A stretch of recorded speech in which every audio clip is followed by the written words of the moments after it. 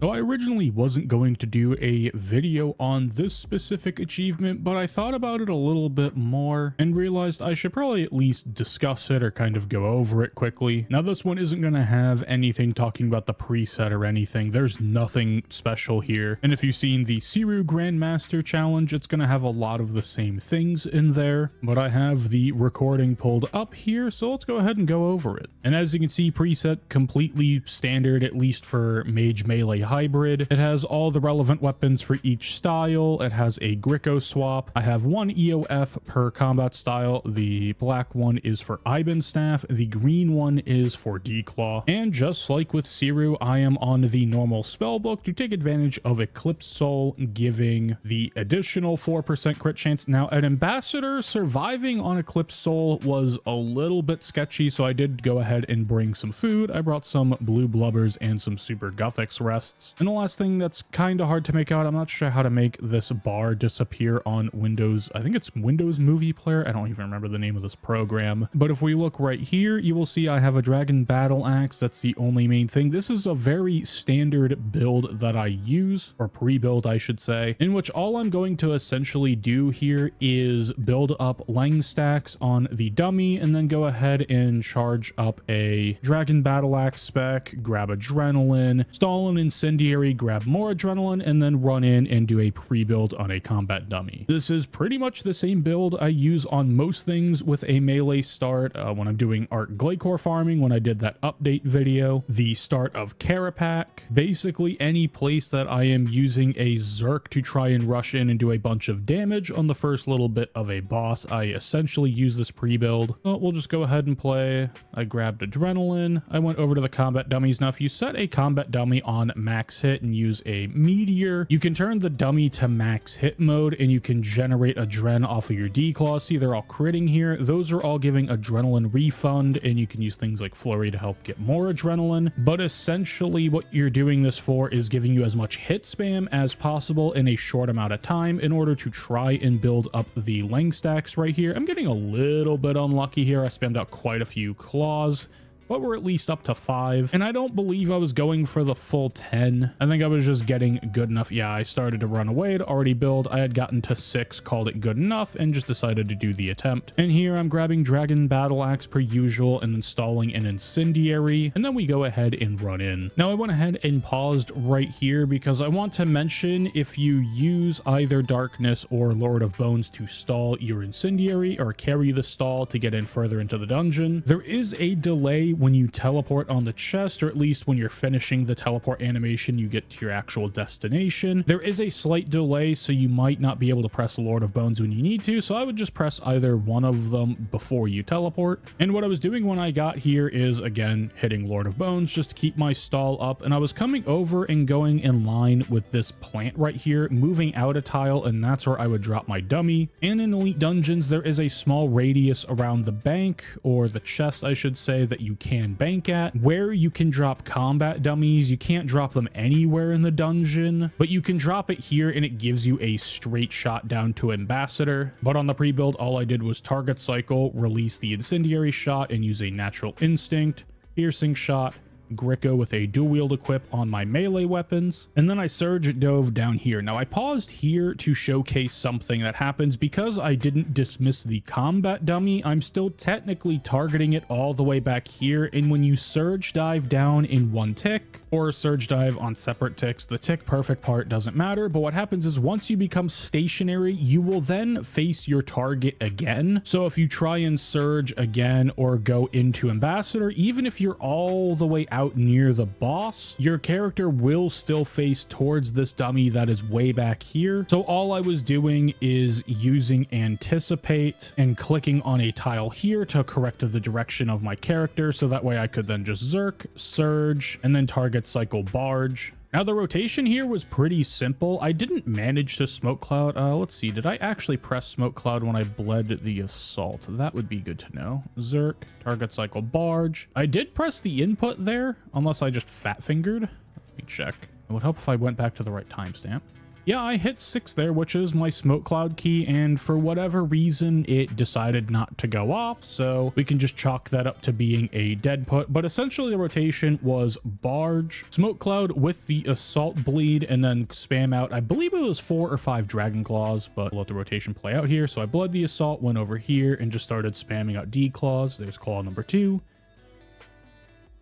There is the 4th one. I'm already at, yep, and there's claw number 5. Now, I was having to flick the overhead because Eclipse Soul Healing was definitely not enough, and I think I was using Zerk Fury here. So I was letting myself juice a little bit in the beginning, but not too much. And after the 5th D-Claw, I go ahead and hit Destroy here, and that should get us pretty close to the 650k. And for those who don't know, at 650k, that is the soft cap or the end of phase 1. If you hit the 650k soft cap before, I believe it's a minute and 1 second, or it might be 1 minute flat, you will then go into the spinner phase, or the Roomba phase as I call it. But the soft cap after that, to where if you stayed at like 630k and you just did no damage to Ambassador, you would just get the Roombas infinitely after a set amount of time. I believe his attack is the smoke bomb that you have to drop in certain places, the ZGS look inspect that you stun, another set of clouds, and then you go into Roomba. And 650k is kind of like a mandatory step to make sure you go through Roomba once, but 550k will mean that you never have to deal with a Roomba phase again. That is kind of like a second checkpoint that allows you to just progress through the boss. And back when this released, obviously that meant a little bit more, but in 2025 we can just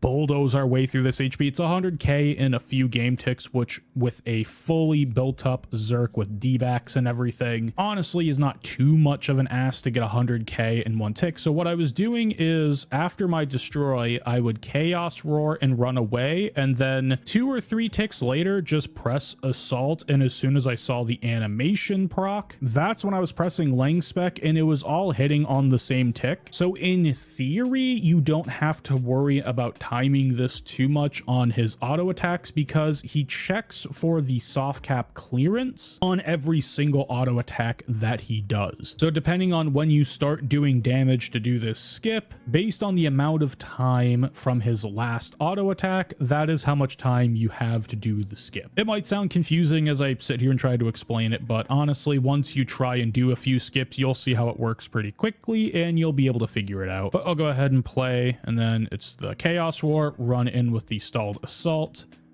and the Lang Spec. And as you can see there, if I bring it back, is just a wall of 30Ks. There was a 24K because I don't believe I was on the full 10 stacks. Now, it might be smarter to Chaos Roar and then run in with the Lang Spec, but I have had a lot of problems with weapon special attacks specifically releasing when coming back into melee distance. In fact, I've noticed this problem not only with melee, but just special attacks in general, where if you do them outside of cast distance and come back into attack range and click on the boss or do something like that, none of them seem to work. I have problems with this with FSOA, Bulk Spec, anything with melee that's an EOF or an actual spec that I'm using, and I really didn't want to deal with that, so I just said screw it, I'll Chaos Roar the overpower. Yes, this is overkill. No, I don't care, and used this damage stack in order to do the skip. And essentially all I have to do at this point is start building up adrenaline. We'll just let this play out. And I swapped over to magic to get some stacks, but then I remembered, oh wait, I need to meteor strike. So I just do a meteor, a Gricko, and then I stun the little ZGS spec looking thing that pops up, and I just go for a sunshine here, and I just rely on improv ability. And to be fair, this sun is definitely not one of the better ones I've done. I barely did any 4-ticked autos. I was not really smart about when I was casting abilities. However, this timer, if you do a proper skip with, say, a Zerk like I did, you have a very large time window for this sunshine to go through. And you even have room on the tail end, if you don't kill him with the sunshine, to do another Zerk, which is what I ended up doing in this kill. But we'll just let this run through. I have a little space, use something like a G-Conk, get my 10Ds out, but I was already at 100. And overall, it was just not the best idea. So I just went ahead and did a Nami, did some more abilities, realized, yeah, this is not going to work. So I'll just immediately go into another Zerk. And I believe all I did here was Barge, Bleed Assault. I did a G Fury and then 2 D Claws, and that was the kill. And there we go. That was the achievement. Defeat the Ambassador solo in less than 145. And my final timer was a 121.6. You could easily do faster. In theory, a 500 to 550k sun on the normal prayers is not unheard of. So if you do a proper sunshine rotation, unlike what I did, you should be able to get a very fast kill and do this achievement no problem. Now, originally, I thought this achievement was pretty free and I wasn't going to make a guide on it, but I did want to just showcase the initial build, the pre-build that I did, and the Zerk rotation and how things sort of worked out. As a quick recap, it was a Barge, Smoke Cloud, Bleed Assault, 5 Dragon Claws. Sometimes I didn't get Adrenaline and I would teleport out, but the rotation that ended up working was Barge, Smoke Cloud with the Assault Bleed, 5 Dragon Claws, Destroy, and let it play out until you were about 680 to 670k, and then Chaos Roar while running away, pressing Overpower to bring you back into melee distance and release it. And as soon as you see the Overpower animation start, that's when you mash your weapon spec key with your Lengs. And once you get the hang of the timing, it's honestly pretty simple. They should all appear on one tick and not cause too many issues. So as long as you got the HP low enough and the Overpower and Leng spec do enough damage, you should be able to get the skip pretty freely. And I used the normal prayers not only for the added damage, but the 4% crit chance was very nice and helped bring down some of the RNG requirements on that Zerk. And then after that, drop a Sunshine and do as much damage as you can inside of it. And then if you really need to, you can wrap up at the end with a late Nami and a Berserk to finish off the boss fight. But I believe I have rambled on long enough, so I'm just going to leave you guys with the unedited, unfiltered kill. It's time for the moment you've been waiting for.